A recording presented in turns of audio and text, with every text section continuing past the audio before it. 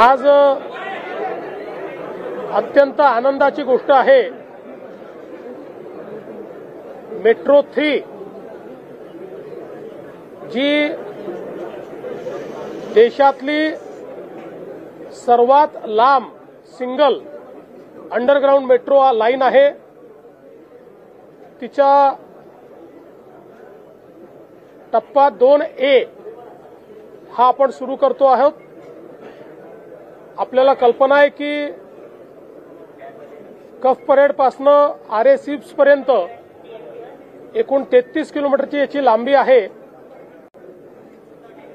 या लांबीपैकी मागच्या काळामध्ये जवळपास 13 किलोमीटरची लांबी आपण सुरू केली होती आणि आज 9 किलोमीटरची लांबी त्याची आपण सुरू करतो आहोत आणि बीकेसी पासून तर आचार्य अत्रे चौकापर्यंत 9 किलोमीटरचा मेट्रो 3चा पल्ला आज जनतेकरता लोकांकरता खुला होतोय। उद्या सकाळपासून याचे ऑपरेशन्स हे नियमित सर्वांकरता सुरू असतील। देशाचे प्रधानमंत्री माननीय नरेंद्र मोदीजी यांच्या नेतृत्वात महाराष्ट्रात आणि देशामध्ये मोठं नेटवर्क मेट्रोचं सुरू झालं आणि विशेषतः ही जी मेट्रो 3ची लाईन आहे, जिचं काम आपण 2017 साली सुरू केलं, अतिशय वेगानं हे काम झालेलं आहे। मध्ये 2.5 वर्ष काही अडचणी त्याच्यामध्ये होत्या, ते आपल्याला ज्ञात आहेत। मेट्रो शेडचा देखील वाद झालेला आपल्याला ज्ञात आहे। पण या सगळ्या अडचणींना पार करून आता आपली ही मेट्रो अंतिम टप्प्यात पोहोचलेली आहे आणि आता त्याचा जो उरलेला भाग आहे म्हणजे आचार्य अत्रे चौकापासून तर कफ परेड पर्यंत हा भाग देखील ऑगस्ट महिन्यामध्ये जनतेकरता उपलब्ध करून दिला जाईल, त्याचे लोकार्पण केलं जाईल।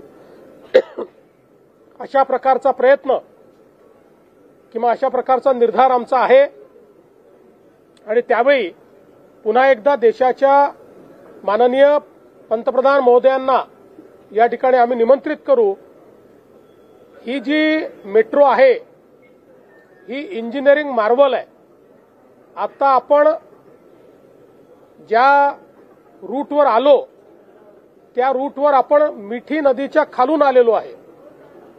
म्हणजे आपला जो टनेल आहे तो मिठी नदीच्या खालून आलेला टनेल आहे आणि आपण बघितलं असेल तर अगदी गिरगाव सारख्या कंजेस्टेड एरियामध्ये देखील या मेट्रोने आपलं काम आता जवळजवळ पूर्ण केलेलं आहे।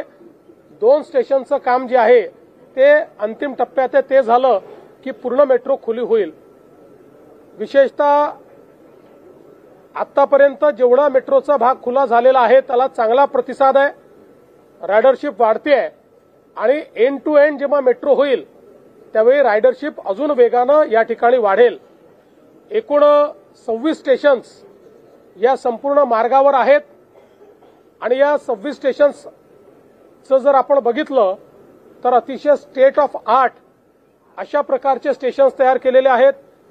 अनेक स्टेशन्सला मल्टिपल एंट्री दिलेली आहे, त्यामुळे कुठेही कंजेशन होणार नाही, लोकांची सुविधा होईल अशा प्रकारचा प्रयत्न आहे।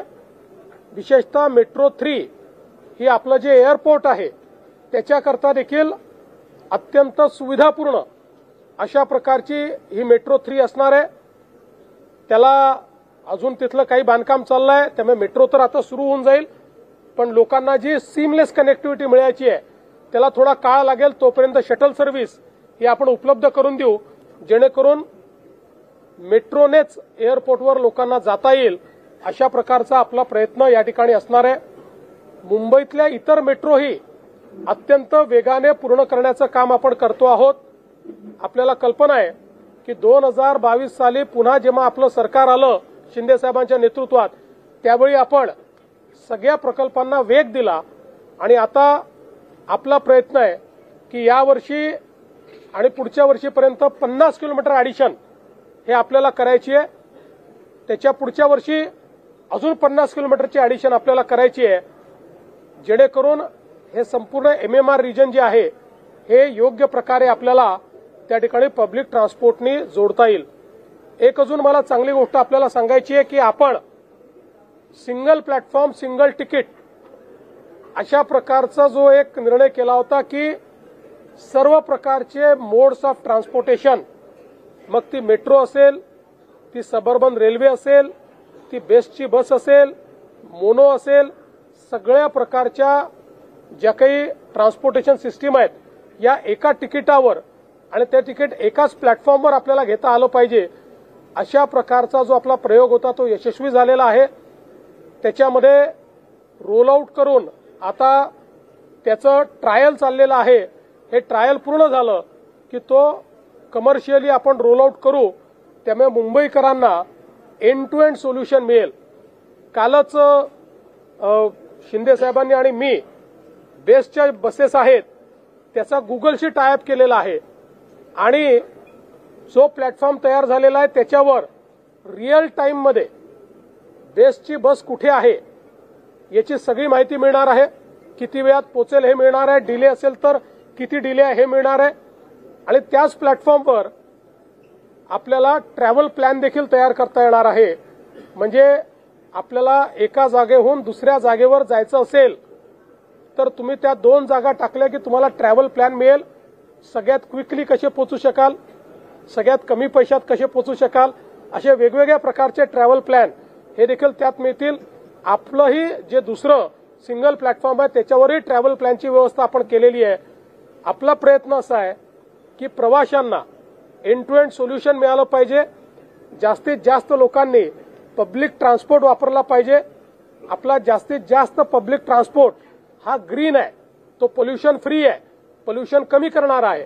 आणि म्हणून मला असं वाटतं की त्या दृष्टीनं आजचा टप्पा हा अत्यंत महत्वाचा आहे आणि निश्चितपणे पुढचा टप्पा देखील लवकरच आपण पूर्ण करू. आज मुंबई मेट्रो 3 जो करीबन 33.5 किलोमीटर की 33.5 किलोमीटर की मेट्रो लाइन है, जो देश की अंडरग्राउंड मेट्रो की सबसे लंबी सिंगल लाइन है, उसका सेक्शन 2A इसका लोकार्पण अभी अभी हमने किया है. आप सभी को पता है आदरणीय प्रधानमंत्री जी के हाथों से इसका जो पहला सेक्शन है 13 किलोमीटर का, उसकी शुरुआत सीप से बीकेसी तक हमने की थी. अब बीकेसी से आचार्य अत्रे चौक तक 9 किलोमीटर, यानी कुल मिलाकर 22 किलोमीटर का अभी ये मेट्रो का सेक्शन अवेलेबल होगा. और अगस्त महीने में हम वापस प्रधानमंत्री जी को बुलाएंगे और यहां पर जो बचा हुआ पोर्शन है आचार्य अत्रे चौक से कफ परेड तक, उसको भी हम उसकी शुरुआत करेंगे. कुल 26 स्टेशंस इस लाइन पर है. ये लाइन एक इंजीनियरिंग मार्वल है. आप देख सकते हैं अभी जिस सेक्शन से हम लोग आए वो सेक्शन का टनल ये मीठी नदी के नीचे से निकला हुआ है. और आगे अगर हम लोग जाए तो जो गिरगांव या बाकी सारा वहां का इलाका है, इतने कंजेस्टेड इलाके में इतने सीमलेस स्टेशंस वहां पर तैयार किए गए हैं. और आप देख सकते हैं कि जो महत्वपूर्ण स्टेशंस है उनको मल्टीपल कनेक्टिविटी भी दी गई है. तो मुझे लगता है कि इसके कारण मुंबई के लोगों को इसका बहुत फायदा होगा. मुंबई की मेट्रो की राइडरशिप ये बड़े पैमाने पर बढ़ रही है. जिस प्रकार से एंड टू एंड कनेक्टिविटी हम देते जाएंगे वैसे राइडरशिप बढ़ते जाएगी.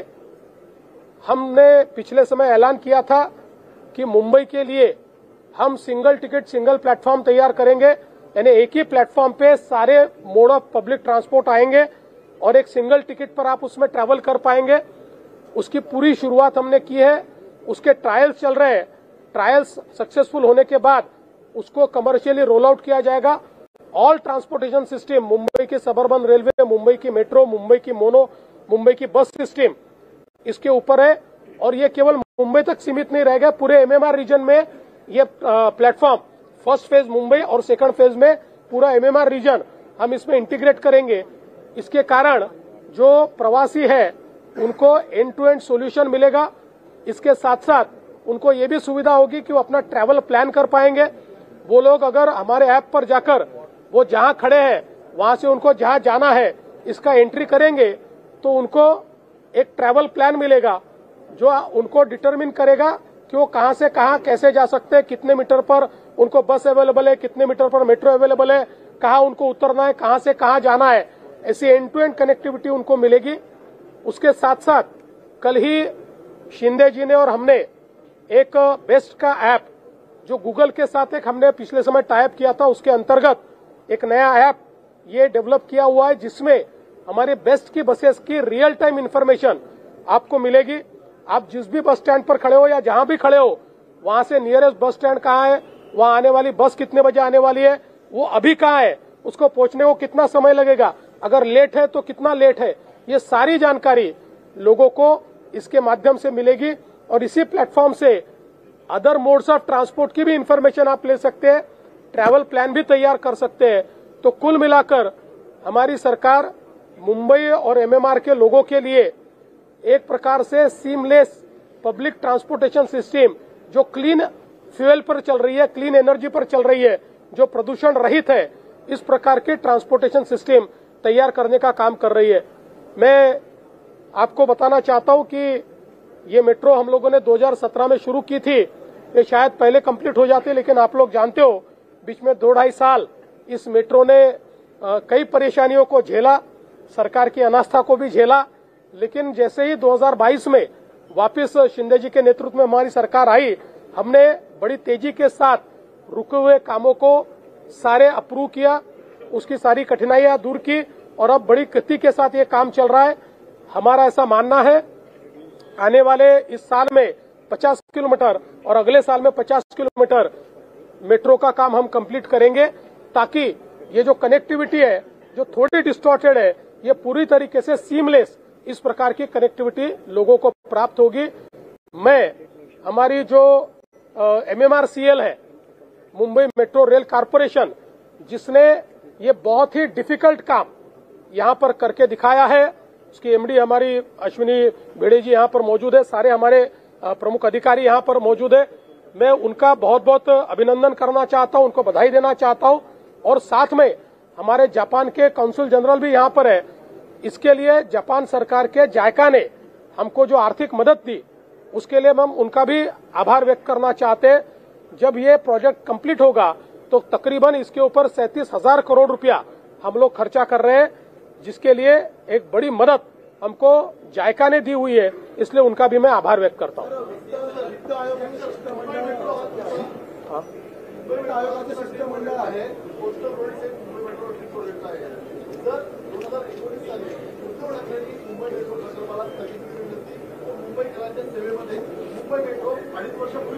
किमान 1-1.5 वर्ष आधी तर आलीच असते।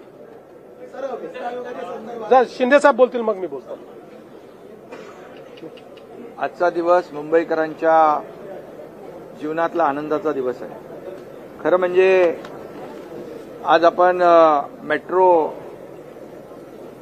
बीकेसी ते मेट्रो 3 आणि टप्पा 2A मेट्रो बीकेसी ते आचार्य यात्रे चौक हे 9 किलोमीटरचं अंतर सुरू करतोय।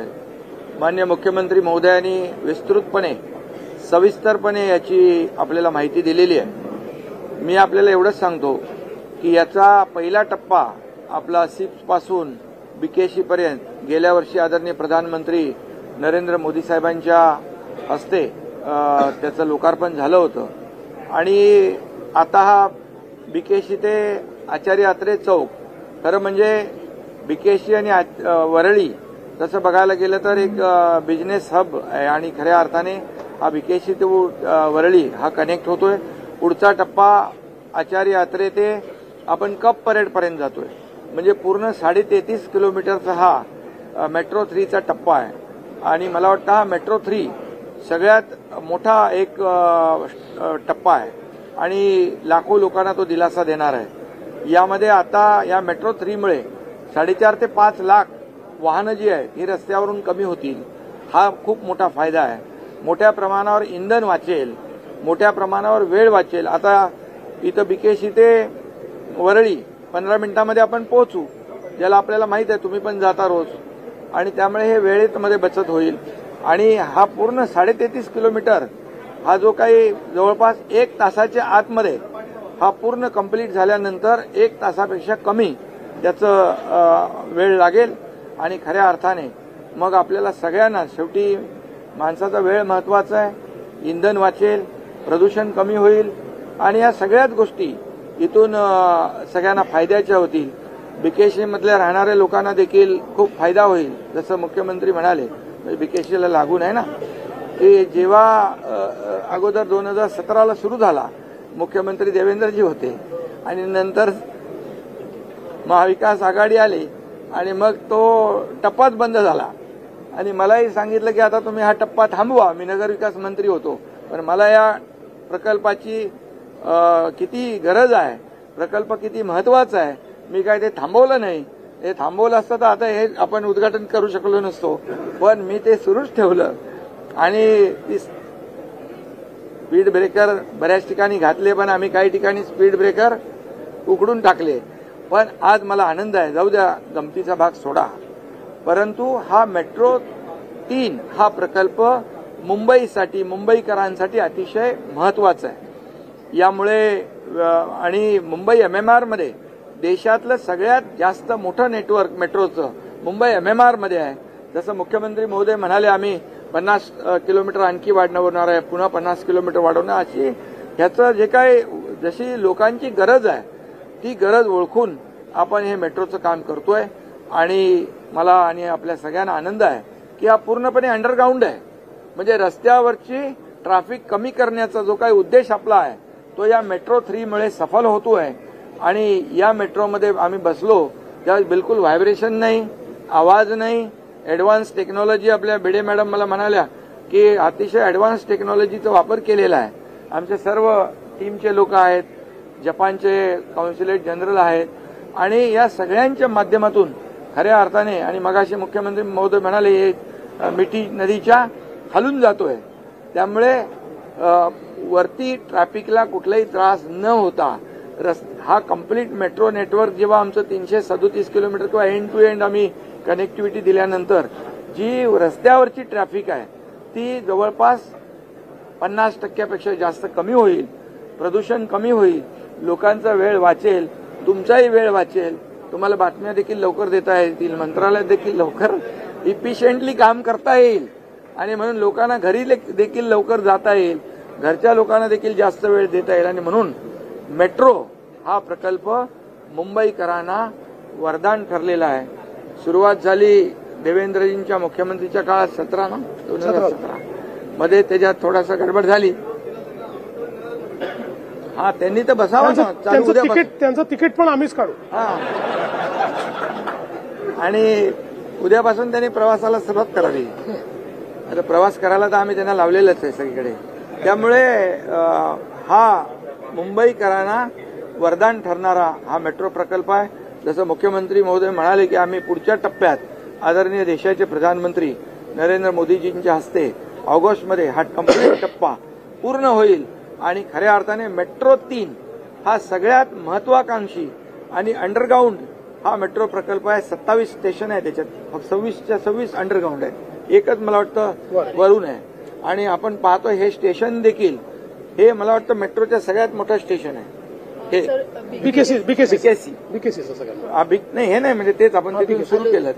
बीकेसी जे स्टेशन आहे जिथून सुरुवात केली ते देखील मोठं ठेवलेलं आहे, समजून जा तुम्ही. त्यामुळे आजच्या या मेट्रोच्या बीकेसी ते आचार्य अत्रे चौक या प्रकल्पाला मी खूप खूप शुभेच्छा देतो. आणि अश्विनी भिडे मॅडम आहेत, बाकी सर्व आमचे इतर अधिकारी आहेत, जायका आहे, ज्यांनी हा मेट्रो प्रकल्प उभा करतोय. क्या कंपनी का नाम है? टाटा ITD. त्यांनाही धन्यवाद दिले पाहिजे की अतिशय चांगलं काम केलंय.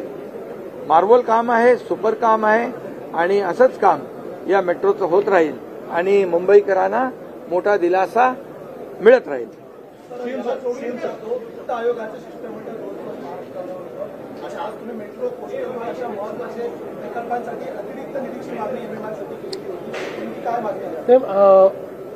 एकतर पहिल्यांदा वित्त आयोगाचे जे अध्यक्ष आहेत श्री अरविंद पानगडियाजी यांनी महाराष्ट्रामध्ये जे काही आपले इन्फ्रास्ट्रक्चरचे कामं झाले त्याच्याबद्दल समाधान व्यक्त केलेलं आहे आणि आम्ही एमएमआर हा जो काही हब तयार आपण करतोय त्याकरता अतिरिक्त निधीची मागणी केली आहे.